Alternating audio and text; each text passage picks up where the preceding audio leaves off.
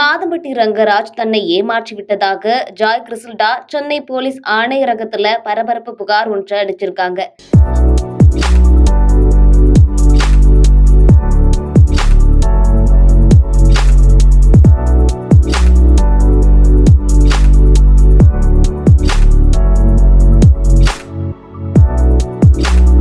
சமீபத்துல மாதம்பட்டி ரங்கராஜுக்கும் தனக்கும் திருமணம் ஆன புகைப்படத்தை சில வாரங்களுக்கு முன்பு ஆடை வடிவமைப்பாளர் ஜாய் கிறிசல்டா வெளியிட்டிருந்தாங்க.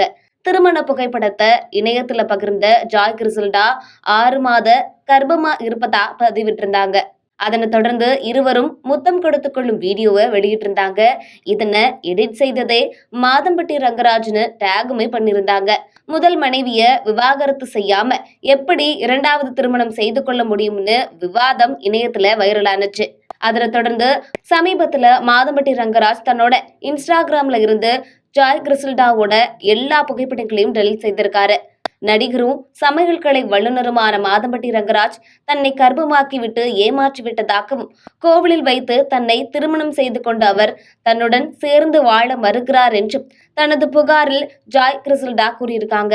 முதல் மனைவியுடன் மாதம்பட்டி ரங்கராஜ் அண்மையில் நிகழ்ச்சி ஒன்றில் பங்கேற்ற நிலையில் அது பற்றி மாதம்பட்டி ரங்கராஜிடம் ஜாய் கிறிசல்டா கேட்டபோது அவரை தாக்கியதாகவும் கூறப்படுது.